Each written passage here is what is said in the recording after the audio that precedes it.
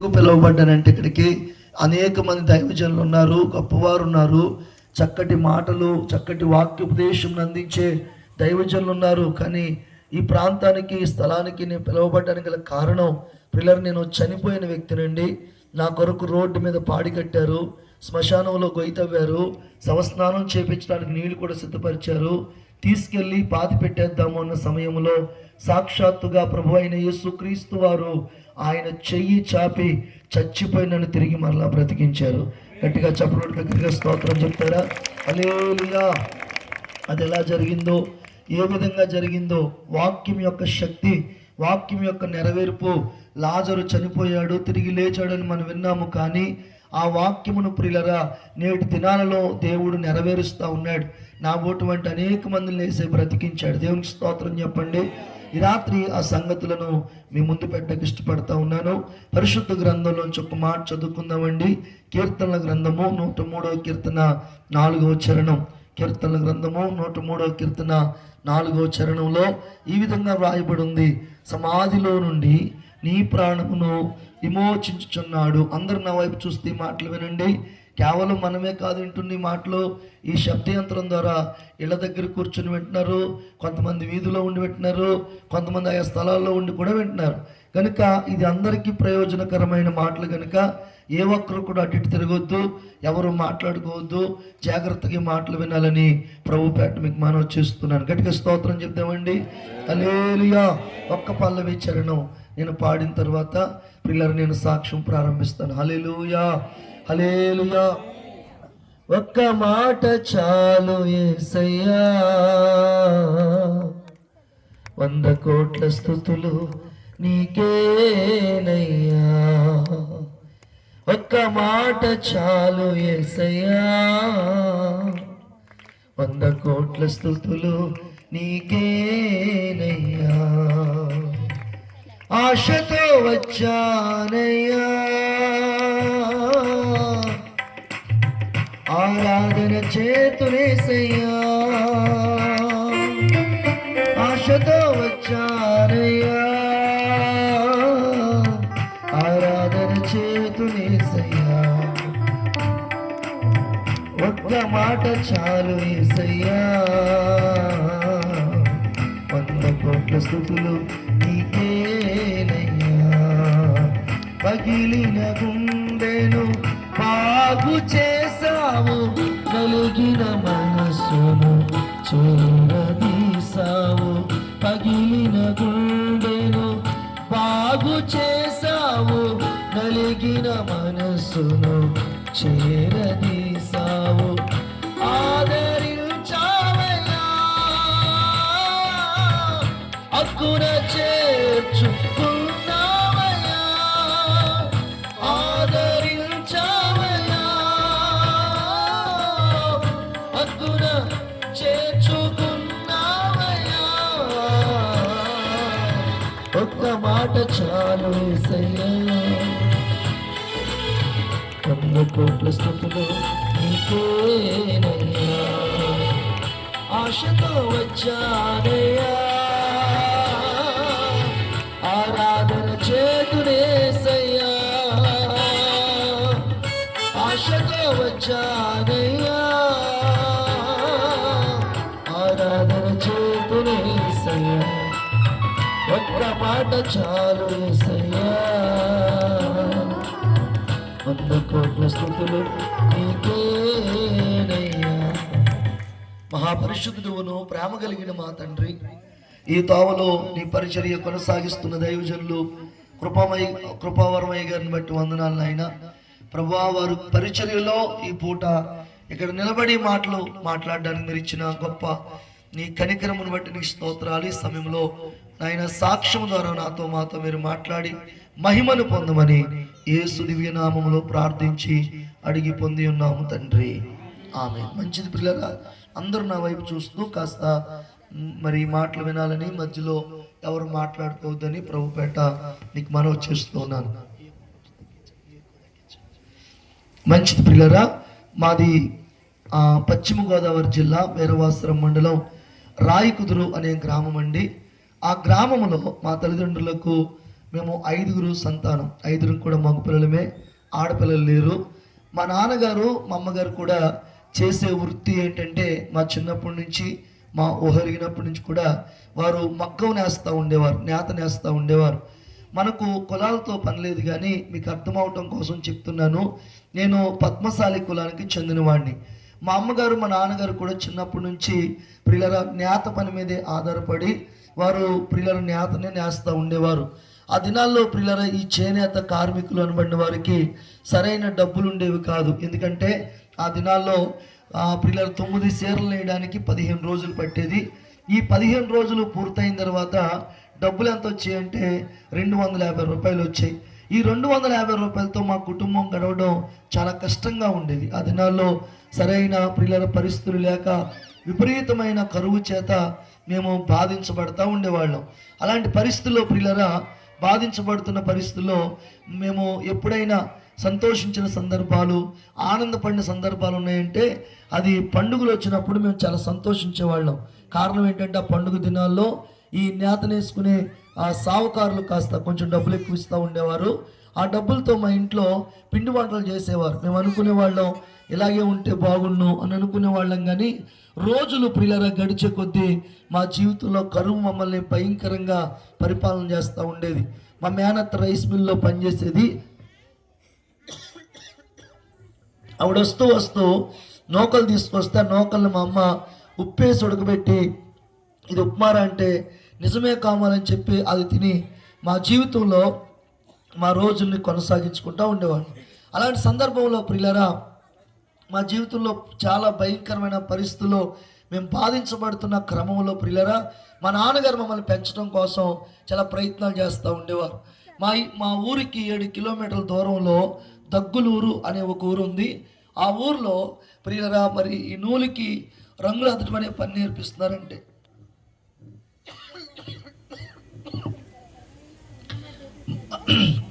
మా ఊరు నుంచి 10 మంది వెళ్ళారు. ఆ 10 మందిలో మా నాన్నగారు కూడా వెళ్ళారు. 10 రోజులు అక్కడ పని నేర్పించారు.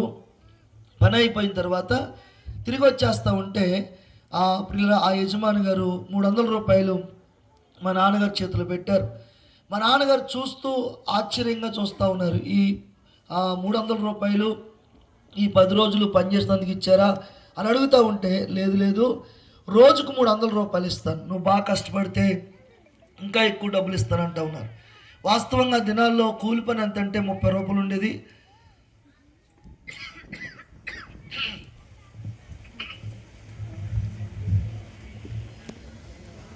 ఆ దినాల్లో పిల్లరా, మా నాన్నగారికి ఎప్పుడైతే 300 రూపాయలు చేతిలో పడ్డాయో చాలా సంతోషంగా, ఆనందంగా, ఆ రోజు శనివారం పాలకొల్లో మార్కెట్ జరుగుతుంది. నేరుగా మార్కెట్కి వెళ్ళి ఒక సంచి నిండా రైస్ తీసుకొని, మరొక సంచి నిండా కాయగూరల సరుకులు తీసుకొని సాయంత్రం 5 కావస్తూ ఉంది. మా ఇంటికి ఆ మాత్రం దూరంలో నిలబడ్డారు. మా అమ్మ ఏడుస్తూ ఉంది. దగ్గరికంట వచ్చిన తర్వాత, ఎందుకు లక్ష్మి ఏడుస్తున్నావు, ఏమైందని అంటుంటే మా అమ్మ చెప్తుంది, ఇలాంటి ఒక రోజు మా జీవితంలో వస్తుందని కానీ మేము చూస్తామని కానీ ఎప్పుడు అనుకోలేదండి అని చెప్తా ఉంది. ఎందుకంటే పిల్లరా, ఆ రోజుల్లో మాకు చేతికి ₹10 ఇచ్చి కొట్టు దగ్గరికి వెళ్ళి మంచును పట్టరా, కారం పట్టరా, ఉప్పు పట్టరా అంటే ఆ కొట్టు వాళ్ళ డబ్బులు మా మొఖాన్ని వేసి కొట్టేవారు. ఏమంత ఇట్లుగా అని చెప్పి ఎంత వస్తే అంత ఇవ్వండి అని బతిమాలకు తెచ్చుకున్న బాపతే తప్ప ఏనాడు కూడా సమృద్ధిగా తీసుకొచ్చిన పరిస్థితులు మా జీవితంలో లేవు. ఆ రోజున ఆ విధంగా తీసుకురావడం మా జీవితంలో చాలా సంతోషం అనిపించింది, చాలా ఆనందం అనిపించింది. పిల్లరా, ఆ రాత్రి మంచి వంట చేశారు మా అమ్మగారు. 5గురిని లైన్గా కూర్చోబెట్టి అన్నం వడ్డిస్తూ చెప్తుంది, అరే నిన్నటిదాకా నూకలతోనే కడుపు నింపుకున్నారు, కానీ ఈ పూట మంచి అన్నం దొరికిందిరా, చాలా జాగ్రత్తగా తినండిరా అంటుంటే ఓ పక్క కన్నీళ్ళు ఆగట్లేదు. కారణం ఏంటంటే నిన్న నూకలన్నమే తిన్నాం, మొన్న నూకలన్నమే తిన్నాం, ఈ పూట అంటే అన్నం దొరికింది, ఇలాగే ఉంటుంది పరిస్థితి, లేకపోతే మరలా మారిపోద్ది అన్నట్టుగా మా కన్నీళ్ళే ఆ ప్లేట్లో పడుతుంటే వాటినే ముద్దలుగా చేస్తూ తింటూ ఆ రాత్రి చాలా సంతోషపడ్డాం, సంబరపడ్డాం, ఆనందపడ్డాం. కానీ ఆ సంతోషం, ఆనందం ఎన్ని రోజులు ఉందంటే కేవలం 3-4 ముచ్చటగానే మిగిలిపోయింది. కారణం ఏంటంటే పిల్లరా, మా నాన్నగారితో పాటు తమ్ముడుగురు పనికి వెళ్ళేవారు. ఆ పని అయిపోయిన తర్వాత వారు వచ్చేస్తున్న క్రమంలో మా ఊరికి పిల్లరా మెయిన్ సెంటర్ ఎక్కడంటే లంకల కోడలి సెంటర్ అనమాట. ఆ సెంటర్లోంచి లోపలికి రావాలి. ఇప్పుడంటే ఎక్కడ పడితే అక్కడ బ్రాందీ షాపులు ఉన్నాయి, కానీ అప్పట్లో సారా దుకాణాలు ఉండే, నాటు సారా తీసి అమ్మేవారు. కాబట్టి వీళ్ళందరూ కూడా దుకాణంలోకి వెళ్ళి త్రాగుతుంటే మా నాన్నగారు బయట కూర్చునేవారు. ఒక రోజున అన్నారు, నువ్వు బయట కూర్చోవడం ఎందుకు, మాతో పాటు లోపల రమ్మని చెప్పి లోపలికి వెళ్ళిన తర్వాత మా నాన్నగారు చూస్తున్నారని నెమ్మదిగా ఆ త్రాగుడిని మా నాన్నగారికి పట్టించడం మొదలుపెట్టారు. వారేమో కొద్దో గొప్ప త్రాగి ఇంటికి వచ్చి భార్య బిడ్డలతో బాగానే ఉండేవారు, కానీ మా నాన్నగారు విపరీతంగా త్రాగుతుండేవారు. ఎంతగా త్రాగేవారంటే పిల్లల చేతిలో ఉన్న డబ్బులన్నీ చెల్లా చెదురుగా జల్లేసేవారు. అక్కడ ఉన్న వారందరికీ ఆ త్రాగుడు పోయిపించేవారు. అంతేకాకుండా ప్రియమైన దేవుని బిడ్డలారా, మరి ఇంటికి వచ్చిన తర్వాత మా అమ్మగారిని విపరీతంగా కొడతా ఉండేవారు. ప్రియులరా, ఆయన అలా వస్తున్న మార్గంలో కొన్నిసార్లు ప్రియులరా లంకలకోట రైల్వే ట్రాక్ దాటిన తర్వాత రోడ్డు పక్కన పడిపోయేవారు. రాయకుదురు నుంచి పాలకొల్లు నుంచి రాయకుదురు వెళ్ళి వచ్చేవారు అని ఉంటే, అది మాకు తెలిసిన వారు ఉంటే వారు చెప్పేవారు, పలానా చోట మరి మీ తమ్ముడు పడిపోయాడని మా మేనత్ చెప్తే మా మేనత్ మాకు చెప్పేది. 5 కిలోమీటర్లు నడుచుకుంటా వెళ్ళి పడిపోయిన బల సైకిల్ ఎగదీసుకుని వాళ్ళు వీళ్ళు సాయం పట్టుకుని మొండు మాత్రమే బలమే పడుకోబెట్టి ప్రియమైన దేవుని బిడ్డలారా ఒక దిక్కు మొక్కు లేని అనాథ శవరాలు తీసుకొస్తారో అలా ఇంటికి తీసుకొచ్చేవాళ్ళు. నూతుగడ కూర్చోబెట్టి బింది నీళ్లు పోసి మత్తు దిగేదాకా నీళ్లు పోసి మత్తు దిగిన తర్వాత తల్లలుగురు కూర్చుని ఏడ్చేవాళ్ళం. నాన్న నిన్నటిదాకా డబ్బులు లేవు నేడ్చాం, నిన్నటిదాకా ఆకలి నేడ్చాం, ఈ పూట 4 రూపాయలు తీసుకొస్తున్నాం, కడుపు నిండా అన్నం తింటున్నాం, ఇదేంటి పరిస్థితి నానంటే మా నాన్న చెప్పేవారు, పిల్లరా మన ఎత్తి మీద చేయేసి ఇంకెప్పుడు త్రాగను, ఇదే చివరి రోజు అనేవారు. కానీ సాయంత్రానికి యథావిధిగా త్రాగుడికి వెళ్ళిపోతూ ఉండేవారు. కాబట్టి మా పరిస్థితి మొదటి కంటే చాలా భయంకరంగా మారిపోయింది. అలాంటి సమయంలో ప్రియమైన దేవుని బిడ్డలారా గవర్నమెంట్ వారు మమ్మల్ని ప్రేమించి 3 సెంట్లు స్థలం ఇచ్చారు. వారే చుట్టూ ఫౌండేషన్ వేశారు. ఆ తర్వాత కొన్ని డబ్బులు చేతికిచ్చి గోళ్ళ కట్టుకోమన్నారు. ఆ ప్రియుల ఆ డబ్బులను కూడా మా నాన్నగారు త్రాగుడికి ఉపయోగించేశారు. ఇక చేసేది ఏమి లేక మా నాయనమ్మ గారు మా అమ్మగారు కలిసి తాటాకులతో ఇల్లు కట్టారు. ఆ ఇల్లు ఉందంటే ఎండ కాస్తే లోపలంతా ఎండే ఉండేది, వర్షం కురిస్తే లోపలంతా వర్షమే ఉండేది. అపరాత్రి వర్షం వస్తే మా అమ్మగారు మమ్మల్ని అందరినీ ఒక మూలకు చేర్చి తాను మాత్రం వర్షంలో తడుస్తూ కోడి తన పిల్లల్ని ఏ రీతిగా రెక్కల కింద భద్రపరుచుకుంటుందో అలాగున్న మమ్మల్ని భద్రపరుచుకుంటూ మా జీవితాలను కాపాడుకుంటూ వస్తూ ఉండేది. ఈ మాదిరిగా మా రోజులు గడుస్తున్నాయి. మా ఊర్లో ఇప్పటికీనండి రాయకుదురులో చేనేత కార్మిక సొసైటీ అని ఒకటి ఉంది. అక్కడ పనిచేసే కొంతమంది వ్యక్తులు మా ఇంటికి వచ్చి మా వాతావరణం చూసి ఇటు చూస్తే త్రాగుబోతు అయిపోయాడు, ఈ పిల్లల్ని వదిలేశాడు, మనం ఏదో చేద్దామని చెప్పి వాళ్లే సందాలు పోజేసుకుని ఇంటికి వచ్చి పిల్లరా మరి గోళ్ళ కట్టించడం ప్రారంభించారు. గోళ్ళ అయితే పూర్తయిపోయి ఏమండి వాసాలు వేయించారు, బంగాళ పెంకి రప్పించి గుమ్మాలో పెట్టి మా నాన్నగారిని పిలిచి, ఇంకో సత్యనారాయణ మరి కనీసం ఈ బంగాళ పెంకైనా నేయించి గృహప్రవేశం చేయరా, ఎందుకు నీ ఇష్టం త్రాగిలా బ్రతుకుతావంటే మా నాన్నగారికి చాలా బాధ కలిగిందండి. మాది ఒక కాలనీ అనమాట. ప్రతి ఇంటికి వెళ్ళి అప్పు అడుగుతూ ఉన్నారు. ఎందుకంటే కప్పునేసి అయినా 1000 రూపాయలు అడిగాడు, కానీ ఎవరిని అడిగినా కూడా రూపాయి అప్పు ఇష్టపడతలేదు. మా కాలనీ అంతా తిరిగాడు, ఎక్కడ డబ్బులు పుట్టలేదు. మా ఊర్లో సుబ్బారాయుడు గారు అని ఒక ఆయన ఉన్నారండి. ఆయన దగ్గరికి వెళ్ళి అయ్యా ఒక 1000 రూపాయలు ఇస్తారంటే ఆయన అన్నారు, ఏం తీసుకొచ్చావు, బంగారం తీసుకొచ్చావా, కాగితం తీసుకొచ్చావా, తీసుకొస్తే ఇలా ఇవ్వని అడుగుతూ ఉన్నారు.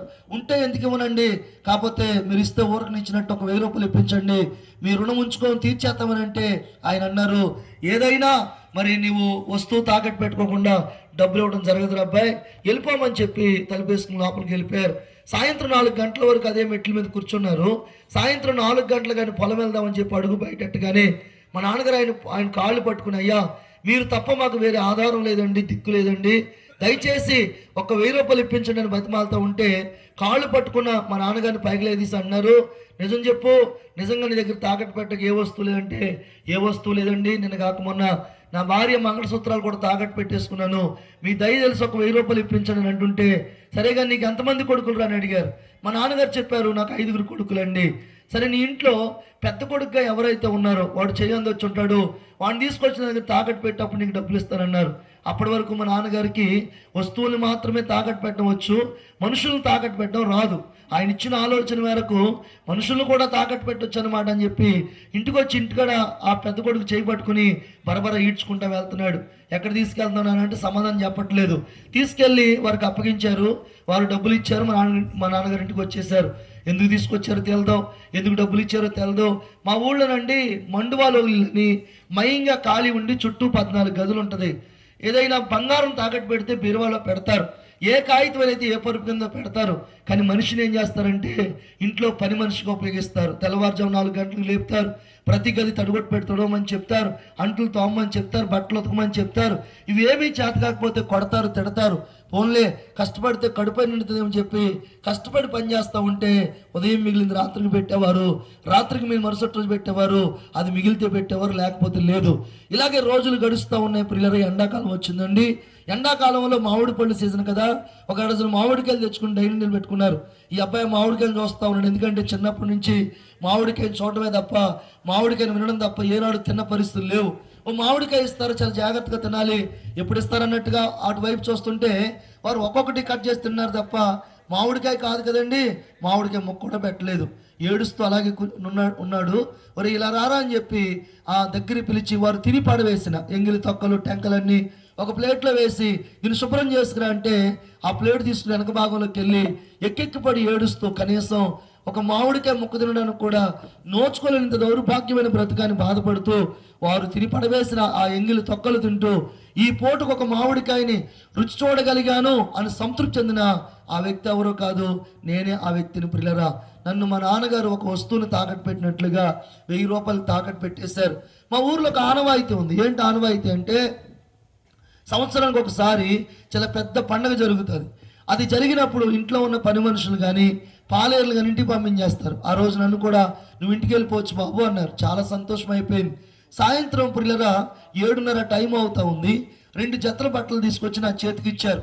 కొత్త బట్టలు చూడగానే నేను చాలా సంతోషపడ్డాను. ఎందుకంటే ప్రియులరా, మేము బట్టలు నేసేవాళ్ళమే, చీరలు నేసేవాళ్ళం, తాణులు నేసేవాళ్ళం, ఇంకా ప్రియులరా మేము ఆ నర్సాపురం లుంగిలు కూడా నేసేవాళ్ళం. మా అదృష్టం ఏంటి తెలీదు, ఎప్పుడు కూడా మేము నేసిన తానులోంచి ఓ ముక్క చేయించుకొని చొక్కా కుట్టించుకోవడం ఎరగమండి. ఎప్పుడు కూడా చీరల్లో ఒక చీర మా అమ్మగారు ధరించడం చూడలేదు. ఆ రోజు మా మేనత్ వారు ఇచ్చిన బట్టలు ప్రియులరా చాలా సంతోషం అనిపిస్తూ ఉన్నాయి. ఎందుకంటే మేము ఎప్పుడు కూడా చినిగిపోయిన బట్టలు కట్టుకునేవాళ్ళం. మా మేనత్ రైస్ మిల్లో పనిచేసినప్పుడు ఆ ఓనర్ గారి పిల్లలవి చినిగిపోయిన బట్టలు ఇస్తాం తీసుకొచ్చి కుట్టి మాకు తొడిగేది. అవే మాకు తెలుసు, కొత్త బట్టలు తెలిసేది కాదు. కాబట్టి ఆ రోజు ఆ బట్టలు చూడగానే చాలా సంబరపడుతూ సంతోషపడుతూ ఇంటికి వెళ్ళిపోతాను, మా అమ్మకి బట్టలు చూపించాలని ఆ మెట్లు దిగి రోడ్డు అంటే వెళ్తా ఉన్నాను. కాస్త దూరం వెళ్ళేటప్పటికి నా ముందుకి ఒక వ్యక్తి వచ్చి నిలబడ్డారు. ఎవరంతే, ఎవరో కాదు, మా నాన్నగారే. నా కోసం వచ్చావు నాన్న, నన్ను తీసుకెళ్తా వచ్చావని చాలా ఆప్యాయంగా ప్రేమగా దగ్గరికి వెళ్ళి అలా గట్టిగా పట్టుకున్నప్పటికీ అప్పటికైనా బాగా త్రాగేస్తున్నారు. నా జబ్బ పట్టుకుని పక్కకి లాగంటాడు, ఒరే నిన్ను ఇక్కడ తాకట్టు పెడితే వాళ్ళు 1000 రూపాయలు ఇచ్చారు, కానీ ఆ ఇంటిని సుబ్రహ్మణ్యం గారు ఇంకొక ఆయన ఉన్నారా, అక్కడ తాకట్టు పెడితే 1500 ఇస్తారన్నారు. నిన్నే మాటలు అయిపోయి రారా అని చెప్పి నన్ను చేయి పట్టుకుని బరబర ఈడ్చుకుంటా వెళ్తా ఉన్నాడు. నేను అన్నాను, నాన్న ఒక్కసారి విడిచిపెట్టి ఇంటికి వెళ్ళి అమ్మని తమ్ముడిని చూసి నువ్వు ఎక్కడ ఉండమంటే అక్కడ ఉంటాను, ఈ పూట మాత్రం విడిచిపెట్టినానని ఎంత ఏడ్చి బ్రతిమలాడినా కూడా కనికరించకుండా తీసుకెళ్ళి మరొక ఆయన సుబ్రహ్మణ్యం గారు ఆయనకి అప్పగించేశారు. ఆయన డబ్బులు ఇచ్చారు, మా నాన్నగారు ఇంటికి వచ్చేసారు. ఎందుకు తీసుకొచ్చారు ప్రియులరా, అక్కడ నిలబెట్టారు. వాళ్ళు ఆ రోజు ఎవరిని కూడా బయట లోపల రానివ్వరు. కారణం ఏంటంటే అది పండగ దినం కనుక ఎవరిని కూడా బయట లోపల రానివ్వరు. ఒక గేదెల పాకు ఉంటే గేదెల పాకలు ఉండమని చెప్పారు. ఆ పాకలో ప్రియులరా అదంతా రొచ్చుతో నింపబడిపోయి ఉంది. ఓ పాకలో నిలబడి ఎక్కెక్కిపడి ఏడుస్తూ ఉన్నాను. కాసేపు ఆగి ఇంటికి వెళ్ళిపోయేవాడినే, ఈ బట్టలు మా అమ్మ చూపించేవాడినే, ఈ డబ్బులు దేవ పట్టుకెళ్ళేవాడినే, ఇలా జరిగిపోయిందని ఏడుస్తూ ఉంటే ప్రియుల నా ఏడుపు వినేవారు అక్కడ ఎవరు లేరు. 8:30కి వెళ్ళానండి. తెల్లవారుజామున 3:30 వరకు అలా ఏడుస్తూనే ఉన్నాను. 3:30కి ఒక వ్యక్తి వచ్చి బాబు నేను పిలుస్తున్నారంటే ఆ పిలుపు మేరకు లోపలికి వెళ్ళాను. నా చేతికి ఒక చీపురు గట్ట ఇచ్చారు. పైన గదులన్నీ శుభ్రం చేసుకురామన్నారు. ఆ గదులన్నీ తుడుస్తూ ఉంటే నిద్ర వచ్చి కింద పడి నిద్రపోతూ ఉన్నాను. 7:30 టైం అవుతా ఉంది. ఆ ఇంటి యజమానురాలు పైకి వచ్చి పడుకున్న నన్ను కాలుతో తన్ని లేపుతా ఉన్నారు. ఉలుక్కుపడి లేచి నా 2 చేతులు జోడించమ్మా, మీరు చెప్పిన పని అంతా చేస్తాను, నన్నేమీ అనొద్దనే లోపల నా చేతిలో ఉన్న చీపురు గట్ట తీసుకుని దానికి వెనకాల ఇనపతోడు కొట్టుతుంది అనమాట. అది పెట్టి 4 దెబ్బలు తల మీద కొట్టగానే సమస్యలు పక్క పడిపోయారు. నాతో పాటు అక్కడ పనిచేసే ఒకళ్ళిద్దరు ఉంటే వాళ్ళు వచ్చి నా ముఖం మీద నీళ్ళు కొట్టినని పైకి లేపు అన్నారు. నువ్వు ఎక్కడుంటే కనుక కొడతారు, తిడతారు, ఏదో ఒకటి అంటారు, ఇంటికి వెళ్ళిపో, మీ నాన్నగారు ఏదో రకంగా ఈ బాకీ తీర్చుకుంటారంటే నేను అన్నాను, ఇంటికి వెళ్తే మా నాన్న చంపేస్తాడండి, కష్టమో నష్టమో బాధ ఇబ్బంది ఇక్కడే పని చేసుకుంటానంటే వాళ్ళు ఒప్పుకోలేదు. బలవంతంగా బయటికి గెంటేశారు. బయటకు అయితే వచ్చాను కానీ ఇంటికి వెళ్ళే ధైర్యం సరిపోవట్లేదండి. రాయకుదురులో బస్టాండ్ ఎదురుగుండా ఇప్పటికీ కూడా కృష్ణమూర్తి గారి కాపాట్లు అని ఒకటి ఉంది. ఆ బస్టాండ్ ఎదురుగుండా ఆ కాపాట్ల ముందు ఒక మట్టి దిబ్బ ఉంటే ఆ దిబ్బ మీద కూర్చొని నెత్తి మీద చేతులు పెట్టుకుని మోకాళ్ళ మధ్యలో తలకాయ పెట్టుకుని గొళ్ళుమని ఏడుస్తూ ఉన్నాను. ఇంటికి వెళ్తే మా నాన్న చంపేస్తాడు, ఇటు వెళ్తే వాళ్ళు కొడుతున్నారు, ఏం చేయని భగవంతుని ఏడుస్తూ ఉంటే నా భుజం మీద ఎవరో చేయేసినట్టు అనిపించింది. ఎవరో కాదండి, ఆ హోటల్ యజమాని గారు కృష్ణమూర్తి గారు. బాబు నా హోటల్ ముందు కూర్చొని ఏడుస్తున్నావేంటి, ఎందుకు, ఏం జరిగిందని అడుగుతూ ఉంటే విషయం అంతా చెప్పాను. ఆయన విని చాలా జాలిపడి ఒక మాట అన్నాడు. ఆయన ఏంటి ఆ మాట అంటే, అక్కడున్న బాకీ నేను తీర్చేస్తాను, నెలకు ఒక 100 రూపాయలు చేతికి ఇస్తాను, కడుపు నిండా అన్నం పెడతాను, నిన్ను కొట్టనో తిట్టనో ఏమన్నో, కాకపోతే నేను చెప్పిన పని చేస్తావా అన్నారు. ఏంటంటే ఆ పని అంటే ఏమీ లేదు, నా హోటల్లో ఎంగిలి కప్పులు కడగాలి, నా హోటల్లో ఎంగిలి ప్లేట్లు కడగాలి, నా హోటల్ అంతా నువ్వు శుభ్రం చేయాలి, ఈ పని నువ్వు చేస్తే ఆ పని నేను చేస్తానన్నారు. సరే కదా, నా పని ఒప్పుకొని ఆ పని చేయడం ప్రారంభించాను. ఒక 6 మాసాలు గడిచేటప్పటికండి నా చేతులన్నీ పాసిపోయి అన్నం తింటుంటే నా చేతుల్లోంచి నాకే దుర్వాసన వస్తూ ఉండేది. కాళ్ళన్నీ వరిసిపోయి రాత్రిపూట పడుకున్నప్పుడు ఆడవాళ్ళు ఏ మాదిరిగా అయితే కాళ్ళకి పసుపు రాసుకుంటారో అలా పసుపు రాసుకుని పడుకునేవాడిని. ఆ మాదిరిగా సంవత్సరం చేసాక చేయలేక ఇంటికి వెళ్ళి మా అమ్మతో చెప్పానమ్మా, ఏదో ఒక పని చేస్తాను కానీ ఆ పని మాత్రం నేను చేయలేనమ్మా అని చెప్పాను. ఇవన్నీ కూడా ఎందుకు చెప్పుకొస్తానంటే ప్రియులారా, మరి నా చిన్నప్పటి నుంచి నా తండ్రి భయంకరమైన త్రాగుడికి అలవాటైపోయిన వ్యక్తి, త్రాగుడి చేత నడిపించబడుతున్న వ్యక్తి. అలాంటి పరిస్థితుల్లో ప్రియమైన దేవుని బిడ్డలారా, అలాంటి సమయంలో నేను చెప్తున్న మాటలు ఏంటంటే కనుక, ఈ రాత్రి నా తండ్రిలాగా ఎవరైతే త్రాగుడికి అలవాటైపోయిన వ్యక్తులుగా ప్రియులారా ఈరోజు అలాగే పరిగణించబడతా ఉన్నారో వారందరితో కూడా ఈ సాక్ష్యం ద్వారా నేను మాట్లాడుతూ ఉన్నాను. ఒకవేళ మీరు దూరం నుండి వింటున్నారేమో, ఇంటికాడ నుండి వింటున్నారేమో, ఎక్కడి నుండి వింటున్నారు నాకు తెలియదు. ఈ రాత్రి మీ అందరికీ నా 2 చేతులు జోడించి దండం పెట్టి చెప్తున్నాను, అయ్యా నా తండ్రిని బట్టి ఎంత నలిగిపోయానో, నా తండ్రిని బట్టి ఎంత కరిగిపోయానో, నా తండ్రిని బట్టి ఎంత బాధించబడ్డానో, ఈరోజు నీ కొడుకు నీ కూతురు అలాగే బాధించబడుతున్నారని ఈ క్రిస్మస్ సందర్భంగా, ఈ కూడిక సందర్భంగా మీకు జ్ఞాపకం చేస్తున్నాను. కాబట్టి ఏ స్థలంలో నుండి మాటలు విన్నారో దయచేసి ఈ రాత్రి మీ మనస్సు కనుక ఇటువైపు పెడితే ఈ రాత్రి మీ జీవితంలో ప్రియులారా ఖచ్చితంగా ఆ త్రాగు నుంచి విడుదల పొందాలని ఒక సేవకునిగా మీ పాదాలు పట్టుకుని కోరుతా ఉన్నాను. దయచేసి అయ్యా ఈ రాత్రి కనుక నువ్వు మార్పు చెందితే నీకన్నా గొప్ప వ్యక్తి మరొకరు ఉండరు. గట్టిగా చెప్పలు బిగ్గరగా స్తోత్రం చెప్తామా? హల్లెలూయా. నేను అంటాను, నువ్వు గల తాగుడు మానేస్తే ఎవరు సంతోషపడతారు, ఆనందపడతారు నాకు తెలియదు, కానీ మీరు త్రాగుడు మానేస్తే కనుక ఖచ్చితంగా నీ కడుపును పుట్టిన పిల్లలు సంతోషపడతారు, నిన్ను కన్నా తల్లిదండ్రులు సంతోషపడతారు, ఖచ్చితంగా నిన్ను కట్టుకున్న భార్య సంతోషపడుతుంది. అయ్యా ఏ స్థలంలో ఉండి వింటున్నావో ఈ మాటలు నాకు తెలియదు, మారాలి అనే ఆలోచన నీకు వస్తే నిన్ను మార్చడానికి యేసయ్య సమర్థుడు. గట్టిగా స్తోత్రం చెప్పండి. ఇంటికి వెళ్ళాను, మా అమ్మతో చెప్పిన విషయాలన్నీ. మా అమ్మ అంది, నీ ఇష్టం అంటే, నేను ఏలూరు తాపి పనికి వెళ్ళానండి. ఉదయకాల సమయం ఆ సిమెంట్ బస్తా నెత్తి మీద పెట్టుకొని పైకి వెళ్ళి పైన సిమెంట్ బస్తా వేసి ఆ మెట్లు దిగుతున్నాను. అలా దిగుతున్న క్రమంలో కళ్ళు తిరిగిపోతూ ఉన్నాయి. కిందకంట వచ్చాను, అరుగు మీద కూర్చున్నాను. అలా కూర్చోగానే బళ్ళు మంట పెద్ద పెద్ద వాంతులు అయిపోతున్నాయి. చాలా రక్తం నా నోట్లోంచి బయటపడిపోతూ ఉంది. ఎప్పుడు అలాంటి రక్తపు వాంతులు నేను చేసుకోలేదండి. అదే మొదటిసారి. నేను చూసి పక్కకు పడిపోయాను. అక్కడ పనిచేసే వాళ్ళందరూ మిత్రపోయి చూస్తూ ఉన్నారు, ఏంటిడు ఇంత రక్తం కక్కుతున్నాడు, ఏమైపోయిందని చెప్పి గబగబా ఒక ఆర్ఎంపీ డాక్టర్ దగ్గర తీసుకెళ్లారు. డాక్టర్ గారు అన్నారు, ఏంటి నోట్లోంచి ముక్కుల్లోంచి బ్లడ్ వచ్చేస్తుంది, పైనుంచి పడిపడి అబ్బాయిని అడిగారు. లేదండి మామూలుగానే ఇలా జరిగిందని అంటే వారు వెంటనే అన్నారు, నేనైతే చూడండి ఏదైనా పెద్ద హాస్పిటల్ తీసుకెళ్ళిపోండి అన్నారు. ఏలూరు ఆశ్రమ హాస్పిటల్ తీసుకెళ్లారు. ఉదయకాల సమయం 9 తీసుకెళ్లారండి. సాయంత్రం 5:30 వరకు ఈ గుండెకు సంబంధించిన భాగాలన్నీ కూడా వారు వైద్య సంబంధమైన పరీక్షలు చేస్తూ ఉన్నారు. ఈ గుండె ఈ దిగువ భాగంలో ఒక గడ్డ ఉందంట, అది లోపలే పగిలిపోయిందంట. అది పగిలిపోవడం వల్ల అంతా కూడా పాడైపోయింది. కాబట్టి ఈ వ్యక్తి మహా బ్రతికితే నెల 15 రోజుల కంటే ఎక్కువ బ్రతకడు, చనిపోతాడు, తీసుకెళ్ళిపోమని చెప్పారు. ఆ మాటలకు మా మేస్త్రి గారు అన్నారు, ఇదేంటండి ఇంత ఆరోగ్యవంతుడిని బాగున్న వ్యక్తిని పట్టుకొని గడ్డ ఏదో పగిలిపోయింది పాడైపోయింది అంటారు.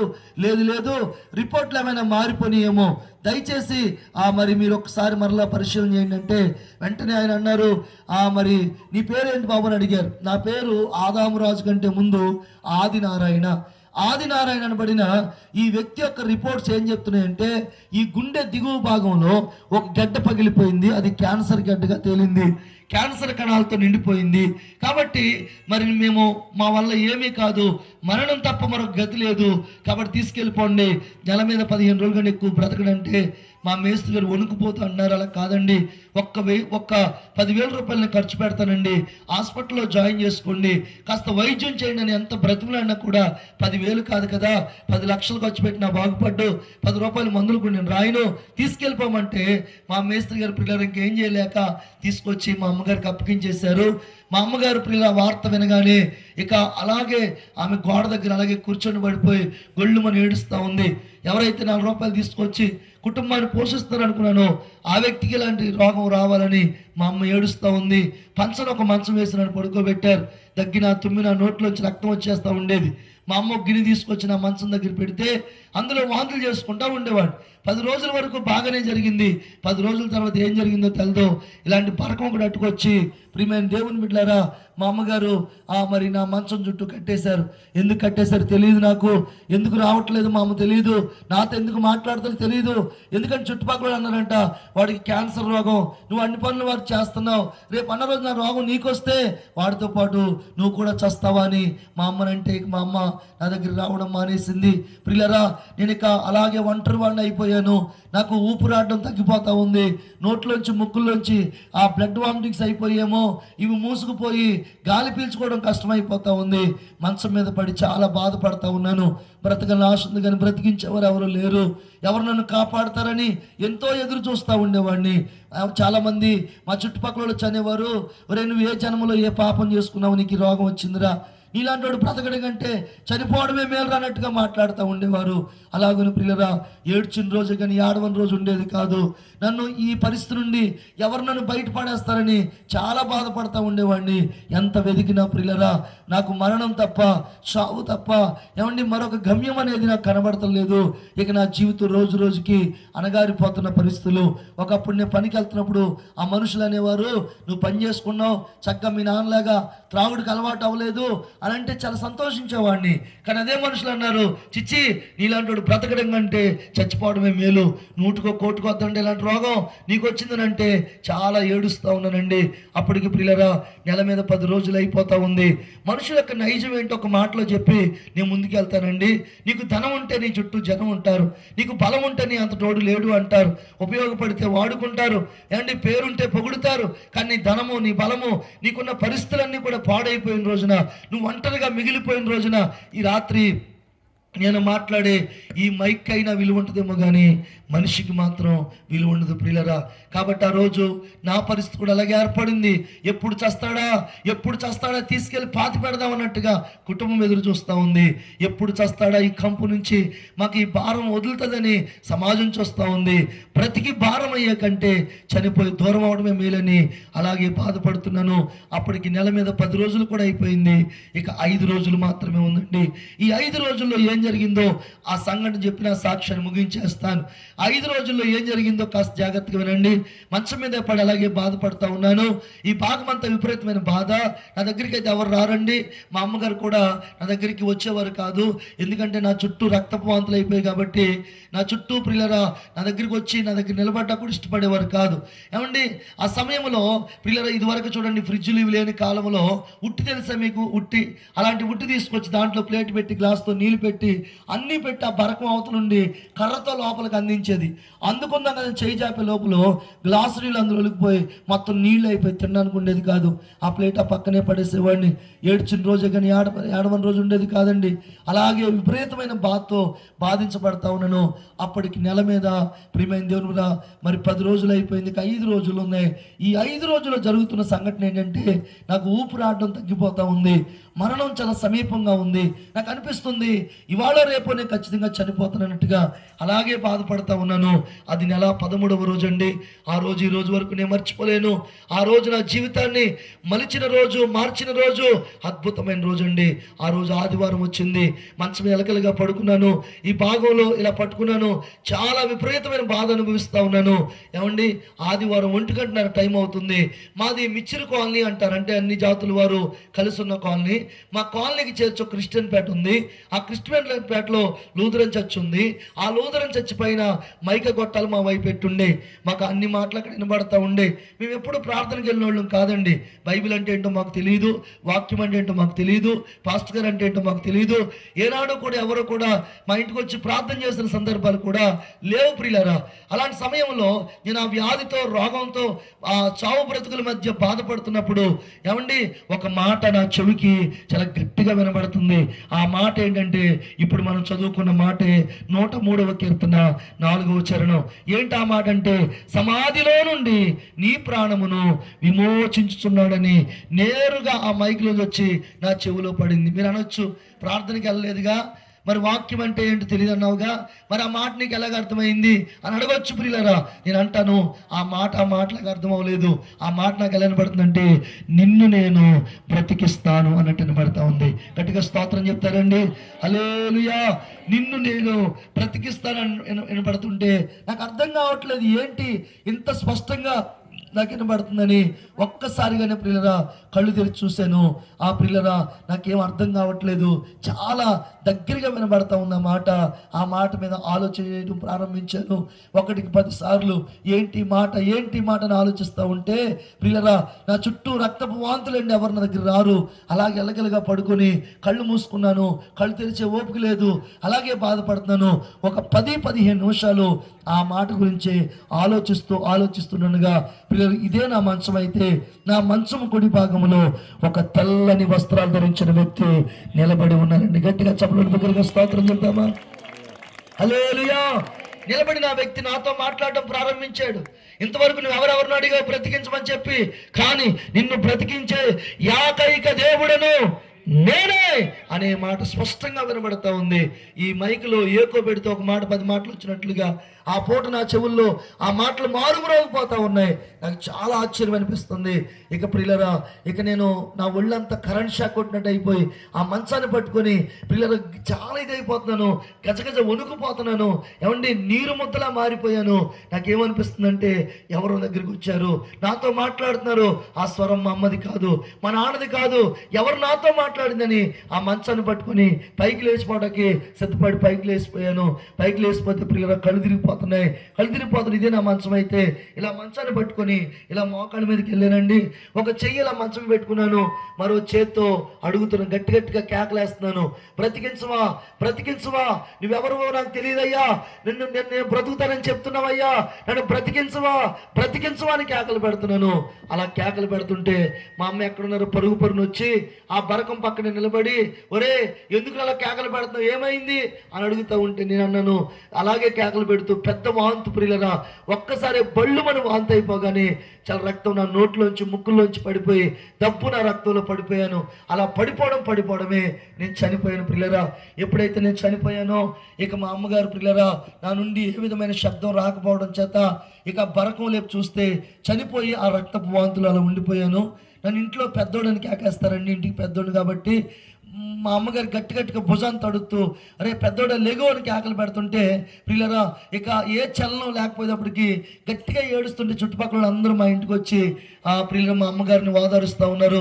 ఎందుకు ఆడు క్యాన్సర్ రోగం, ఆడు చచ్చిపోతాడని ఆల్రెడీ చెప్పారు, నువ్వెందుకు బాధపడతావని మా అమ్మని పక్కకి తీసుకెళ్ళి నన్ను ఈ ముక్కులు కడయ్యి చూసి మరొకసారి చనిపోయిన నిర్ధారణ చేసుకుని ఇక వాళ్ళు ప్రియుల మిగతా కార్యక్రమాన్ని చూస్తూ ఉన్నారు. మా ఇంటి పక్కన మారీ గారు ఒక ఆయన ఉంటారండి. ఆయన ప్రియుల ఎప్పుడైతే నేను చనిపోయిన వార్త విన్నారో ఆయనే గెల్ల తీసుకొచ్చాడు, ఆయనే కొండ తీసుకొచ్చాడు, ఆయనే పిడకలు తీసుకొచ్చాడు, తాడు తీసుకొచ్చాడు, ఇవన్నీ తీసుకొచ్చి రోడ్డు మీద పాడి కట్టడం ప్రారంభించారు. శ్మశానంలో కొంతమంది గొయ్యి అవుతున్నారు. మరి కొంతమంది ఊళ్ళో మా బంధువులు ఉన్నారంటే వాళ్ళు కవర్ వెళ్ళిపోయింది, 6 నెలలు చనిపోయి త్వరగారని అంటే వాళ్ళు కూడా వచ్చేసారు. అన్ని పనులు పూర్తయిపోయిన పిల్లరా సాయంత్రం 5 కావస్తా ఉంది. అప్పటికి నేను చనిపోయి గంటల వ్యవధి అయిపోయింది. ఇక మిగిలిందల్లా ఏంటంటే శవాన్ని బయటికి తీసుకురావడం, ఏమండి శవస్నానం చేపించడం, ఆ పాడి మీద పడుకోబెట్టి తీసుకెళ్లి కప్పెట్టడమే మిగిలింది. అయితే పిల్లరా అన్ని పనులు జరుగుతున్నాయి. అలాంటి సమయంలో దాదాపుగా ప్రియమైన వాళ్ళరా 5:30 టైం అయిపోతా ఉంది. ఇక 6 లోపల శవాన్ని తీసుకెళ్ళిపోవాలి కనుక చాలా త్వరగా పనులు చేస్తున్నారు. కానీ నా దగ్గరికి అయితే ఎవరు రాలేదు. నేను చనిపోయే రక్తంలో పడిపోయినాను. ఆ సమయంలో నాకు ఒకటి జరుగుతూ ఉందండి. ఏంటో జరుగుతుందంటే పిల్లలు నేను అలాగే ఉండిపోయాను. అయితే నా ఆత్మ ఒక చీకటి బిలాములో ఇరుక్కుపోయినట్టు కనబడతా ఉంది. ఎంత చీకటి అంటే కన్ను కుట్టుకున్న కనబడినంత చీకటి. ఆ చీకట్లోకి ఎలా వచ్చింది తెలదు, చిన్నపాటి వెలుగు వచ్చింది. గట్టిగా చెప్పండి, బిగ్గరగా స్తోత్రం చెప్తారండి. ఆ వెలుగు వెలుగు రాగానే ఆ చీకటంతా కనుమరుగైపోయింది. నేను చూస్తూ ఉండగానే ఆకాశం కనబడతా ఉంది, నిర్మలమైన ఆకాశము. అలా చూస్తుండగానే దళ్ళున ఒక మెరుపు మెరిసింది. ఆ మెరుపుల మధ్యలోంచి రక్తముతో మిళితమైన ఒక హస్తము కిందకి దిగి వస్తా ఉంది. నా దగ్గరికి అంట వచ్చింది, ఈ భాగంలో తాకింది. ఏ క్షణమైతే హస్తం వచ్చి ఈ భాగంలో తాకిందో చచ్చిపోయిన నేను సజీవుడిగా మరలా బ్రతికానండి. బిగ్గరగా చప్పలు కొడుతూ యేసయ్య నామాన్ని కనపడతాం. హల్లెలూయా. ఎప్పుడైతే ఆ హస్తం వచ్చి తాకిందో ప్రియులరా, నా కళ్ళు తెరవబడ్డాయండి. రెండవదిగా ప్రియులరా, నా నడినెత్తు నుండి అరిపాదం వరకు ఏం జరిగిందో తెలియదు, ఒక బలమైన శక్తితో నింపడం ప్రారంభించాను. నా ఎముకలు, నా మోనుగులు ఆ శక్తితో ఎప్పుడైతే నింపడ్డానో ప్రియులరా, నన్ను ఎవ్వరూ పైకి లేవదీయలేదు, కానీ నాకు నేనే దిక్కున లేచి నుంచున్నాను. గట్టిగా దేవునికి స్తోత్రం చెప్పండి. నాకేమనిపిస్తుంది అంటే గట్టిగా అరవాలనిపిస్తుంది, కేకలు పెట్టాలనిపిస్తూ ఉంది. ఆ సమయంలో ప్రియులరా, నన్ను నేను చూసుకుంటే 25 రోజులు అయిపోయి స్నానం చేసి రోత కంపు కొడుతున్నాను. పైకి మాత్రం రోతగా ఉన్నాను కానండి, నా హృదయం మాత్రం చెప్పన అసఖ్యంగానంత గొప్ప సంతోషంతో నింపబడిపోయాను. గట్టిగా స్తోత్రం చెప్తారా? ఇక నేను ఉండలేకపోతున్నాను, బయటికి వెళ్ళిపోవాలని అనుకున్నాను. ఎవరైనా వచ్చి నన్ను చూస్తే బాగుండు, బయటికి వెళ్ళి చెప్తారని చూస్తూ ఉంటే ఏ ఒక్కరు కూడా లోపల రావట్లేదు. సర్లే, ఎవరు వచ్చేలా లేరు, నేనే బయటికి వెళ్ళిపోదామని చెప్పి ఆ పరకాన్ని లేపుకుని నడుచుకుంటా వీధిలోకి వెళ్ళిపోయానండి. వీధిలో నుయ్యి ఉంటుంది, ఆ నూతుగా నిలబడ్డాను. నేను చూస్తున్నాను, కట్టబడిన పాడి కనబడతా ఉంది, వచ్చిన బంధువులు కనబడతా ఉన్నారు, ఇవన్నీ పనులు చేస్తున్నారు. ఎవరి పనులు వాళ్ళు చేసుకున్నారు, కానీ ఈ నూతుగా నిలబడ్డవాడు ఎవరని మాత్రం చూడట్లేదు. సర్లే, చూసేలా లేరని నేనే చేత తీసుకుని నూతులు వేసుకుని ఇలా నీళ్ళు తోడుకుంటూ నిత్తన్న పోసుకుంటుంటే అప్పుడే ఎవరో స్నానం చేస్తున్నారని అక్కడ ఉన్న వాళ్ళందరూ నూతు వైపు చూశారు. అలా చూడగానే వాళ్ళ కంటి చూపే కానీ నోటి మాటలేదు. గట్టిగా దేవునికి స్తోత్రం చెప్దామా? హల్లెలూయా. ఎందుకంటే వీడు చచ్చిపోయాడుగా, వీడి కోసమే పాడి కట్టాం, వీడి కోసమే నీళ్ళు తోడాం, వీడి కోసం ఇన్ని పనులు చేసాం, వీడేంటి ఇక్కడ నిలబడ్డాడు, వీడి మనిషి లేకపోతే ఇంకెవరని చెప్పి నా దగ్గరికి వచ్చి నానా పరీక్షలు నిర్వర్తించారండి. ఒకడేమో చెయ్యి లాగుతాడు, ఒకడు ముక్కు లాగుతాడు, ఒకడు ఊపుతాడు. ఎన్ని పరీక్షలు చేసిన విషయం ఏంటంటే వీడు మనిషేరా అని చెప్పి ఎవరింటికి వాళ్ళు వెళ్ళిపోయారు. వాళ్ళు వెళ్ళిపోయిన తర్వాత ప్రియులరా, నేను లోపలికి వెళ్ళాను, మారుబట్లు కట్టుకున్నాను, కాండ్రగించి ఉమ్ము మూసాను. ఆ ఉమ్ములో రక్తపు చేరు కూడా లేదు. గట్టిగా చెప్పలేదు, బిగ్గరగా స్తోత్రం చేద్దామా? హల్లెలూయా. ఏ ఆశ్రమ హాస్పిటల్ డాక్టర్ గారు అయితే ఈ గడ్డ పగిలిపోయిందంతా పాడైపోయిందన్నారు, అదే ఆశ్రమ హాస్పిటల్కి వెళ్ళాను. డాక్టర్ గారు ముందు నిలబడ్డాను, నన్ను గుర్తుపట్టారు. ఉదయం నుండి సాయంత్రం దాకా రోజు నన్ను పరీక్షించారేమో, చూసి ఇదిగో నువ్వేంటి ఇంకా బతికే ఉన్నావని అడిగారు. అవునండి, బతికే ఉన్నాను. ఇంత బాగున్నావేంటి అన్నారు. అది చూస్తారనే వచ్చానన్నాను. లోపల తీసుకెళ్లారు. ఇదంతా కూడా పిల్లలు ఏదో రాసి ఇక మరలా పరీక్షించడం మొదలు పెట్టారు. ఒక అర్ధగంట సమయం తర్వాత నన్ను లేపన్నారు. నీ పేరు ఆదినారాయణ అడిగారు. అవునండి. మరి ఆదినారాయణ అయితే ఇంతకు ముందు గడ్డ పగిలిపోయిందిగా, మరి ఇప్పుడేమైందనంటే ఆ గడ్డకు సంబంధించిన మచ్చ కూడా లోపల కనిపించట్లేదు. కొట్టాలి, బిగ్గరగా చప్పులు కొడుతూ స్తోత్రం చేద్దామండి. హల్లెలూయా. కాబట్టి మరి ఏం జరిగిందో చెప్పు, నువ్వు కదంటే నేనేనండి. కాకపోతే మీరు చెప్పినట్లుగా నెల 13వ రోజు చనిపోయానండి. కానీ ఇప్పటికీ నాకు అర్థం కాని విషయం ఏంటంటే ఒక హస్తం అండి కిందకు వచ్చి ఈ భాగంలో తాకింది. ఆ హస్తం ఎప్పుడైతే తాకిందో నేను బ్రతికి బట్టగట్టానండి అని అంటే కుర్చీలో కూర్చొని డాక్టర్ గారు లేచి నిలబడ్డారు. దేవుని స్తోత్రం చెప్పండి. నన్ను రూమ్లో తీసుకెళ్లారు, కూర్చోబెట్టారు. ఆయన కూర్చోబెట్టి అటు ఇటు తిరుగుతా అన్నాడు. ఆయన నిజం చెప్పు, ఆస్తమే తాకింది నిన్ను? అవునండి, తాకింది. ఆస్తం ఎవరిదో నీకు తెలుసా? నాకు తెలదండి. ఆస్తం ఎవరిదో చెప్పనా అండి? ఆశ్చర్యంగా ఆయన వైపు చూస్తున్నాను. అప్పుడు ఆయన చెప్తున్నాడు, ఆ హస్తము నజరేయుడైన యేసుది. గట్టిగా బిగ్గరగా చప్పట్లు కొడుతున్నాను. హల్లెలూయా. నిన్ను బ్రతికించింది ఎవరో తెలుసా? సాక్షాత్తు ప్రభువైన యేసుక్రీస్తు. ఆయన హస్తమే నిన్ను తాకింది, అందుకే నువ్వు బ్రతికావు అని మొట్టమొదటి నాకు సువార్త చెప్పింది ఎవరంటే ఒక డాక్టర్ గారండి. దేవునికి స్తోత్రం చెప్పండి. హల్లెలూయా. ఆయన మాత్రమే మృతులను సజీవులుగా చేయగలవాడు. ఆయన మాత్రమే చనిపోయిన వారిని సైతము తిరిగి లేపగలిగిన దేవుడు. ఆయన పేరు ప్రభువైన యేసుక్రీస్తు. కనుక నిన్ను బ్రతికించింది ఆయనే. కాబట్టి ఆయన కోసమే బ్రతుకు అని నాకు చెప్పారు. నాకు కూడా తెలియదు. పాస్టర్ గారు నా దగ్గరికి వచ్చినప్పుడు ఒక బైబిల్ ఇచ్చారు, చదవండి అని. చదువుతుంటే అందులో ఒక విషయం ఏంటంటే లాజరు చనిపోయి 4 రోజులు అయింది. యేసుప్రభువు వారు వచ్చారు, సమాధి మీద రాయిని పొర్లించి లాజరు బయటికి రాగానే చనిపోయిన లాజరు వచ్చి యేసుప్రభువు నిలబడితే అనుకున్నాను ఇలాంటివన్నీ కూడా కథల పుస్తకాల్లోనే ఉంటాయి. నా ఎక్స్పీరియన్స్లో, నా యొక్క సర్వీసులు ఇప్పటి వరకు చనిపోయిన వ్యక్తులు బ్రతకడం అనేది జరగలేదు. ఇదంతా కూడా అబద్ధం, కథ అని అనుకున్నాను. నాకు ఇప్పుడు అర్థమైంది, ఇది కథ కాదు, సజీవమైన దేవుని వాక్యము. గట్టిగా దేవుని స్తోత్రం చెప్పాలి. వాక్యములో జీవం ఉండెను, అది మనుషులకు వెలుగై ఉండెను. నిన్ను బ్రతికించింది మాట. నీకు జీవాన్ని పోసింది నీ మాట. కాబట్టి యేసయ్య కోసమే నువ్వు బ్రతుకని నన్ను పిల్లలు బలపరిచి పంపించారు. ఆ సమయంలో ఇంటికి వచ్చాను. మా అమ్మతో చెప్పానమ్మా, యేసుప్రభు ఎంత గొప్ప దేవుడమ్మా, ఎప్పుడు మందిరానికి వెళ్ళలేదు, ఎప్పుడు కూడా ప్రార్థన కూడా చేయలేదు, దేవుని మహాకృపను బట్టి ఇదిగో నన్ను బ్రతికించాడమ్మా యేసయ్య అని రిపోర్ట్స్ ఇస్తే మా అమ్మ రిపోర్ట్ చింపేసి పైలో పడేసింది. ఇదిగో ఈ రిపోర్ట్స్ని బట్టే కదా నువ్వు యేసుప్రభు బ్రతికించని చెప్తున్నావు. నేను చెప్తున్నాను, ఇంకొకసారి యేసుప్రభు అన్నావంటే నీ మాట మర్యాద తగ్గుతుంది. యా అన్నాను. యా అంట వెంట్రా, అసలే మన బ్రతుకంతంత మాత్రంగా ఉంది. ఇప్పుడు నువ్వు యేసుప్రభు అని అనుకో, ఈ ఈ ఈ జీవితం కూడా ఉండదు. ఎందుకు వచ్చిన గొడవ? ఓ పని చేయి, క్రిస్మస్ వస్తుంది, ఒక అట్టుపొలి గల అక్కడ ఇచ్చేసి దన్మెట్టిన వచ్చాను మా అమ్మ. నేను అన్నాను, చచ్చిపోయిన బతికితే అట్టుపొలి గల కాదమ్మ ఇవ్వడం, జీవితాలు యేసయ్యకి ఇచ్చేయాలి, బ్రతుకులే యేసయ్యకి ఇచ్చేయాలంటే మా అమ్మ అంది, నాకు అన్నీ అనవసరం, నువ్వు గనక యేసుక్రీస్తు ప్రభువుని గనక నువ్వు కావాలని అనుకుంటే గనక ఖచ్చితంగా నువ్వు యేసు ప్రభు అన్న మాట అంటకూడదు, ఇంట్లో ఉండకూడదు అని అంటే నేను అన్నాను, అన్నం లేపన బ్రతకగలను, నీళ్ళు లేపన బ్రతకగలను, నీళ్ళు లేపన బ్రతకగలను, యేసు లేకపోతే మాత్రం నేను బ్రతకలేను. ఆ యేసు ప్రభు నాకు కావాలి అని చెప్తే నిర్దాక్షిణంగా ఇంట్లోంచి బయటకు వెళ్ళిపోమని చెప్పారు. బయటకు వచ్చేసాను, ఎక్కడికి వెళ్ళాలో తెలియదు. అప్పటికి WMలో సేవ చేస్తూ మన్నాలో ప్రియుల పరిచర్యలు అడుగుపెట్టిన మా పాస్టర్ గారు ఏమండి సమాధానమయ్య గారు ఇప్పుడు లేరు, ఆయన ప్రభువును నిద్రించారు. ఆయన మన్నా చర్చిలో, అప్పుడు మన్నా చర్చిలో ప్రియులరా ఆయన పరిచర్య చేస్తూ ఉన్నారు. ఆయన గుమ్మాలు ఏదో పని చేసుకుని ఉంటే నేను నిలబడ్డాను. ఆయన ముందెళ్ళి నిలబడితే ఆయన ఎందుకు వచ్చావు బాబు ఇలాగని అడిగారు. విశ్వాంతా చెప్పాను. ఆయన విని చాలా ఆశ్చర్యంతో నన్ను గట్టిగా కౌగులించుకొని నేను పని చెప్తాను చేస్తావా అన్నారు. ఏంటంటే ఆ పని అంటే, నాకు ఎలా చెప్పావో అందరికి ఎలా చెప్తావా, నీకు ప్రతి చోట నిలబెట్టి చెప్పిస్తాను చెప్తావా అని అంటే, తప్పనిసరిగా చెప్తానని సాక్ష్యం చెప్పాలని నాకు తెలదండి. మా పాస్టర్ గారు వీధి మూలలు అక్కడక్కడ బరకం వేసి 2 గొట్టాల పైన కట్టి సాక్ష్యం చెప్పమంటే చెప్పేవాడిని. అలా మా ఊర్లో చాలా చోట్ల చెప్తే అనేక మంది ప్రజలు ఆ రోజున యేసే దేవుడు, యేసే దేవుడని ఒక ప్రవాహంలాగా మందిరానికి రావడం ప్రారంభించారు. అనేకులు అలా మందిరానికి వస్తూ ఉంటే నాకెంత ప్రియులరా, ఆ మందిరము అప్పటి వరకు 10ల సంఖ్యలో ఉండేది. ఆ తర్వాత చాలా మంది ప్రజలు రావడం ప్రారంభించారు. ఎందుకంటే ఏది సత్యమో ఏది అసత్యమో, ఏది నిజమో ఏది అబద్ధమో, ఏది వాస్తవం ఏది అవాస్తవమో, ఏది చీకటో ఏది వెలుగో ప్రజలు గ్రహించిన వారై అనేకులుగా మందిరానికి వస్తూ ఉంటే గొప్ప ఆశ్చర్యం అండి. గట్టిగా దేవుని స్తోత్రం చేద్దామండి. హల్లెలూయా. అలాంటి సమయంలో ప్రియులరా అందరూ వస్తారు కానీ మా వాళ్ళు ఎవరు రావట్లేదు.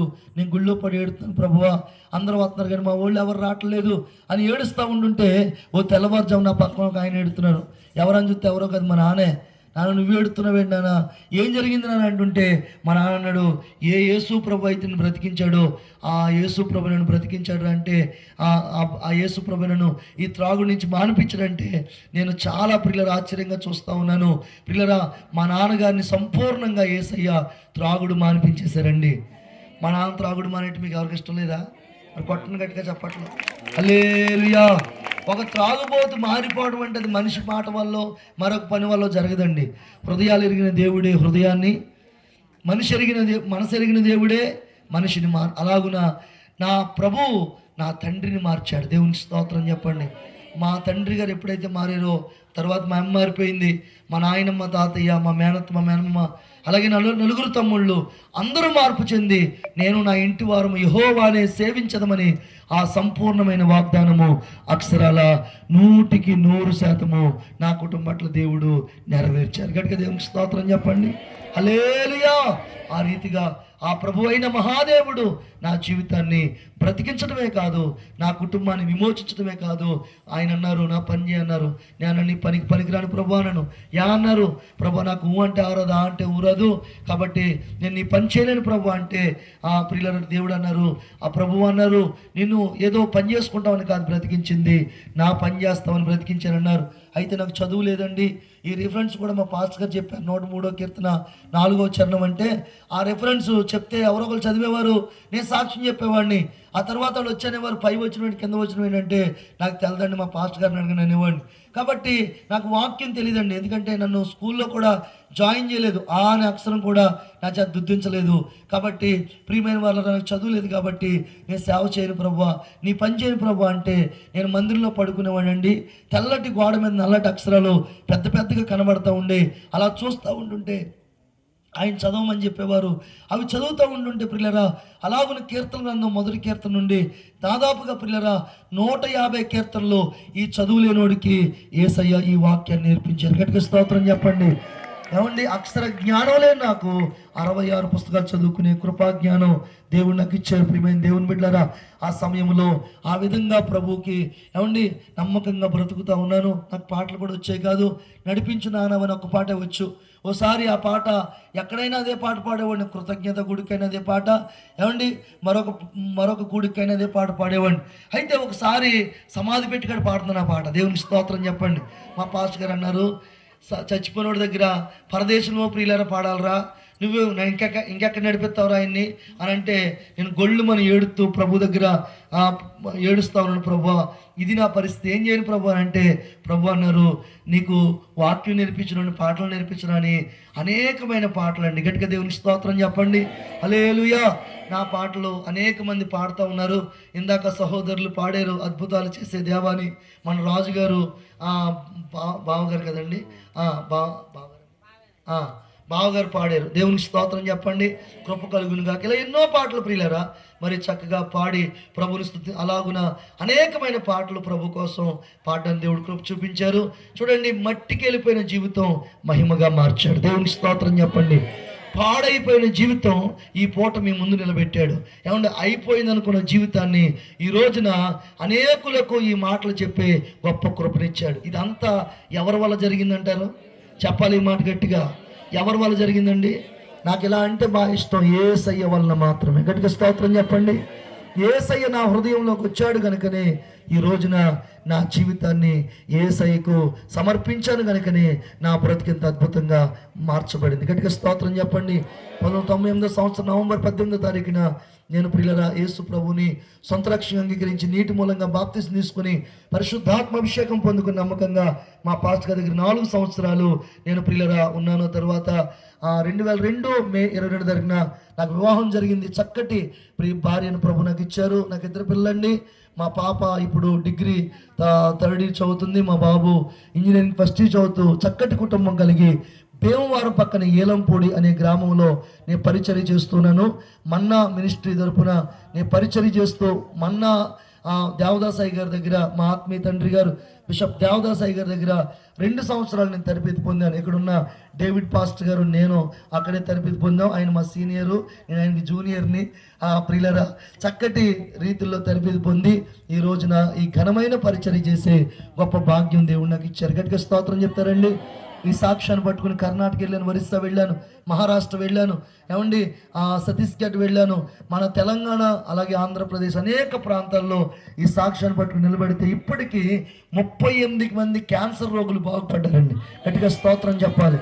ఎలా బాగుపడ్డారని అంటే నేను ఎత్తిమే చేసి ప్రార్థన చేస్తే కాదండి, ఏ మైకులోంచి అయితే ఆ పూట ఒక మాట వచ్చి నన్ను బ్రతికించిందో, ఇప్పుడు ఇలా సాక్ష్యం చెప్తున్నప్పుడు ఆ మైకులు పెట్టారు కదండి, ఆ మైకుల్లో ఆ మాటలు ఆయన బ్రతికించావంట ప్రభువా, మమ్మల్ని కూడా బ్రతికించని ఆ మంచాల మీద ఉండి అటు బ్రతకలేక చావలేక అడుగుతున్న వారిని యేసయ్య ఆశ్చర్యకరంగా బ్రతికించాడు. గట్టిగా స్తోత్రం చెప్పండి.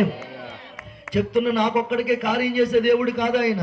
చెప్తున్న నన్ను మాత్రమే బాగు చేసిన దేవుడు కాదు, వింటున్న మిమ్మల్ని కూడా, ఈ మైకులో వింటున్న వారిని కూడా స్వస్థపరిచి బాగు చేసే, అద్భుతంగా రక్షించగల సమర్థుడు, సర్వశక్తిమంతుడు ఆయన పేరు ప్రభువైన యేసుక్రీస్తు. హల్లెలూయా. ఈ రాత్రి ఎవరైతే ఈ మాటలు విన్నారో ఒక్క మాట నన్ను అడగనివ్వండి. నీ జీవితంలో డబ్బును ఆశ్రయించావు, కానీ దానివల్ల ప్రయోజనం లేదు. మనుషులను ఆశ్రయించావు, దానివల్ల ప్రయోజనం లేదు. ఈ లోకంలో వేటినో ఆశ్రయించావు, ప్రయోజనం లేదు. ఈ రాత్రి ఒక్క మాట, చివరిగా ఈ మాట చెప్పి నేను ముగిస్తున్నాను ప్రియులారా. చివరిగా ఒక్క మాట చెప్తున్నాను, యేసును ఆశ్రయించు, నీ జీవితంలో అద్భుతమైన కృప కలిగిన దేవుడు ప్రత్యక్షమవుతాడు. కనుక స్తోత్రం చెప్పండి. లూకాసు వార్త, ఏమండి లూకాసు వార్త 18వ అధ్యాయంలో ఒక్క మాట మనం చదువుకుని ఏమండి ఈ సాక్ష్యాన్ని ముగించుకుందాం. ఒక్క మాట వాక్యాన్ని పిల్లరా ఒక్క మాట చదువుకుందామండి. 18వ అధ్యాయంలో చక్కటి మాట ప్రభు మనతో మాట్లాడుతూ ఉన్నారండి. 19వ అధ్యాయం, క్షమించండి, 19:10 నశించిన దాన్ని వెదకి రక్షించుటకు మనుష్య కుమారుడు వచ్చనని అతనితో చెప్పెను. దేవునికి మహిమ కలుగును గాక. యేసుక్రీస్తు ప్రభువారు ఎందుకు వచ్చారా మీ లోకానికి? ఎందుకు వచ్చారు చెప్పండి? నశించిన దాన్ని వెదకి రక్షించడానికి యేసయ్య ఈ లోకానికి వచ్చాడు. అంటే యేసయ్య రక్షకుడిగా వచ్చాడు. ఆ విషయాన్ని లూకాసు వార్త 2వ అధ్యాయంలో మనం చూస్తాం. దావీదు పట్టణమందు నేడు రక్షకుడు మీ కొరకు పుట్టి ఉన్నాడు. యేసయ్య ఎందుకు వచ్చాడు? రక్షించడానికి వచ్చాడు. నశించిపోతున్న వారిని రక్షించడానికి వచ్చాడు. ఇంకో మాట చెప్తాను. మత్తయి సువార్త 1వ అధ్యాయం 21వ వచనములో ఆమె ఒక కుమారుని కనెను, ఆయన వారి పాపముల నుండి ఆయనే రక్షించను. గట్టిగా దేవునికి స్తోత్రం చెప్పండి. ఎందుకు వచ్చాడు? పాపము నుండి మనలను రక్షించడానికి వచ్చాడు. ఎందుకు వచ్చాడు చెప్పండి అమ్మా? నశించిపోతున్న మనం రక్షించడానికి వచ్చాడు. పాపము నుండి రక్షించడానికి వచ్చాడు. గట్టిగా దేవునికి స్తోత్రం చెప్దామండి. హల్లెలూయా! స్తోత్రం చెప్పాలి గట్టిగా. హల్లెలూయా! అలాగే అపోస్తుల కార్యగ్రంథము 4వ అధ్యాయంలో కూడా ఒక మాట, చక్కటి మాట రాయబడి ఉందండి. ఒకసారి చూస్తారండి. అపోస్తుల కార్యగ్రంథము 4వ అధ్యాయము 26వ వచనం. దేవుడు తన సేవకుని పుట్టించి మీలో ప్రతి వారిని వాని దుష్టత్వము నుండి మళ్లించడం వలన మిమ్మల్ని ఆశీర్వదించుటకు ఆయనను మొదట మీ యొద్దకు పంపినని చెప్పింది. దేవుని స్తోత్రం చెప్పండి. యేసయ్య ఎందుకు పుట్టాడు మన కోసం అని అంటే, యేసయ్య ఎందుకు వచ్చాడంటే, 1 పాపము నుండి రక్షించడానికి, 2 మన ఆత్మ నరకములో పడకుండా రక్షించడానికి, 3 దుష్టత్వము నుండి మార్గము నుండి మనం తప్పించడానికి. దేవుని స్తోత్రం చెప్పండి. మరి యేసుక్రీస్తు ప్రభువారు అందుకు వచ్చారు కదా మన కోసం. పాపము నుండి విడిపించడానికి వచ్చారు. దుష్టత్వం నుండి విడిపించడానికి వచ్చారు. ఇవన్నిటినీ మన నుండి ప్రియ శాపము నుండి విడుదల చేయడానికి వచ్చారు. మరి వచ్చిన యేసయ్యను మనం ఏం చేయాలి చెప్పాలి? వచ్చిన యేసయ్యను ఏం చేయాలి? ఇప్పుడు దాకా యేసయ్య పుట్టాడు అని హ్యాపీ క్రిస్మస్ చెప్తున్నాం, మెర్రీ క్రిస్మస్ చెప్తున్నాం. కానీ యేసయ్య వచ్చి ఎన్ని సంవత్సరాలు అవుతుందండి? 2024 సంవత్సరాల క్రితమే యేసయ్య వచ్చారు. ఇప్పటికీ యేసయ్య గురించి ప్రకటించబడుతూనే ఉంది, ఇప్పటికీ యేసయ్య గురించి చెప్పబడుతూనే ఉంది. కానీ ఈ యొక్క ప్రాంతంలో చెప్తున్న ఒకే ఒక మాట, యేసయ్య వచ్చాడు, రావడం కాదు, యేసయ్యను మనము ప్రియులరా స్వీకరించే వారంగా మారాలి. అదే ఈ లోకాసు వార్తలో చెప్పబడుతున్న మాట. ఆ దినాల్లో జక్కయ్య అనబడిన ఒక ఆయన ఉన్నాడు. ఆయన ప్రియమైన వారులరా యేసు ప్రభు గురించి విన్నాడట. ఈయన ఏం చేశాడనంటే, యేసు ఎవరో అని చూడగోరాలని వెళ్ళాడు. వెళ్ళిన తర్వాత ఇతను పొట్టివాడైనందున ఆయన ఒక చెట్టుని ఎన్నుకున్నాడు, మేడి చెట్టు. ఆ చెట్టు మీద ఎక్కి కూర్చున్నాడు. దేవునికి స్తోత్రం చెప్పండి. కూర్చున్నాడు. యేసయ్య దగ్గరికి ఎంతో మంది ప్రజలు పరిగెడుతున్నారు కాబట్టి, యేసయ్య ఇప్పుడు మరి యేసయ్య దగ్గరికి అనేక మంది వెళ్తున్నారు. ఆయన ఎలా ఉంటాడో, ఎర్రగా ఉంటాడు, నల్లగా ఉంటాడా, పొడుగ్గా ఉంటాడు, పొట్టుగా ఉంటాడా, ఎలా ఉంటాడో అని చూద్దామని వెళ్ళాడు. దేవునికి మహిమ కలుగును గాక. చెట్టు ఎక్కి కూర్చున్నాడు. కానీ అనేక మంది ప్రజలు యేసయ్య కోసం చూస్తూ ఉన్నారు. ఈ లోపల యేసయ్య రానే వచ్చాడు. రావడం ఎక్కడ నిలబడ్డాడు? జక్కయ్య చెట్టు ఎక్కడైతే ఎక్కాడు అక్కడ ఉన్నాడు. మధ్యలో ఎవరిని పలకరించలేదు. అక్కడ అంటాడు, జక్కయ్య త్వరగా దిగు, నేడు నేను నీ ఇంట ఉండవలసి ఉందని అనగానే జక్కయ్యకి మతిపోయింది. గట్టిగా స్తోత్రం చెప్పండి. యేసయ్యని చూడ్డానికి నేను వచ్చానా, లేక నన్ను చూడడానికి యేసయ్య వచ్చాడా? యేసయ్య నా దగ్గరికి వచ్చి నాతో మాట్లాడటం ఏంటి? నేనంటే ఎవరికి ఇష్టం ఉండదే, నన్ను అందరూ అసహించుకుంటారే, నన్ను అందరూ తిట్టుకుంటారే, నన్ను అందరూ కూడా భయంకరంగా మాట్లాడతారే, అలాంటిది నన్ను యేసయ్య పలకరించాడండి అని గబగబా దిగుతూ అక్కడ అద్భుతమైన మాట ఉంటుంది. చదవండి ఒకసారి. దేని యొక్క వాక్యంలో మనం చూస్తే పిల్లరా అక్కడ చూడండి, అద్భుతమైన మాట. 5వ వచనం. యేసు ఆ చోటుకి వచ్చినప్పుడు కన్నులెత్తి చూచి, జక్కయ్య త్వరగా దిగుము, నేడు నేను నీ ఇంట ఉండవలసిందని అతనితో చెప్పగా అతడు త్వరగా దిగి సంతోషముతో ఎవరిని చేర్చుకున్నాడంట? చెప్పాలి గట్టిగా మాట. ఎవరిని చేర్చుకున్నారండి? యేసయ్యను చేర్చుకొనేను. గట్టిగా స్తోత్రం చెప్పండి. పండక్కొచ్చి వెళ్ళిపోవటం కాదు. ఈ పూట మీరు ఏం చేయాలి చెప్పండి అమ్మా? యేసయ్యను చేర్చుకోవాలి. దేవుని స్తోత్రం చెప్పండి. ఏం చేయాలి చెప్పండి అమ్మా? క్రిస్మస్ అంటే అర్థం ఏంటంటే, యేసయ్యను మన హృదయంలోనికి చేర్చుకోవాలి. ఇప్పుడు చూడండి, యేసయ్యను ఎప్పుడైతే చేర్చుకున్నాడో ఆయన కూడా వెళ్తూ ఉంటే ఇప్పుడు అంటున్నాడు, నేను అన్యాయముగా చేసిన దానిని తిరిగి మరలా నేనేం చేస్తాను? 4 అంతలు చెల్లిస్తాను. అంటే నేను అన్యాయంగా ఉన్నానన్న సంగతి యేసు ప్రభు, నువ్వు తప్పు చేసావు, నువ్వు పాపం చేసావు, నువ్వు ఇలాంటి వాడువు అలాంటి వాడు అని చెప్పాడండి? జక్కయ్యతో చెప్పాడా? ఏం చెప్పలేదు. జక్కయ్యతో ఏం చెప్పకపోయినా జక్కయ్య ఒప్పుకున్నాడు, నేను అన్యాయస్తుడిని అని. దేవుని స్తోత్రం చెప్పండి. అంటే చేర్చుకోవాలి. మొదట యేసయ్య నీ హృదయంలో అడుగెట్టాలంటే నీలో ఉన్న పాపం బయటపడాలి. దేవుని స్తోత్రం చెప్పండి. హల్లెలూయా. నీలో ఉన్న శాపం బయటపడాలి, నీలో ఉన్న పాపం బయటపడాలి. అందుకే బైబిల్లో ఒక మాట ఉంది, అతిక్రమములు దాచిపెట్టేవాడు వర్ధిల్లడు కానీ వాటిని ఒప్పుకొని విడిచిపెట్టువాడు కనికరము పొందును. గట్టిగా దేవుని స్తోత్రం చెప్పండి. కాబట్టి యేసయ్యను సంతోషంతో చేర్చుకోవాలి.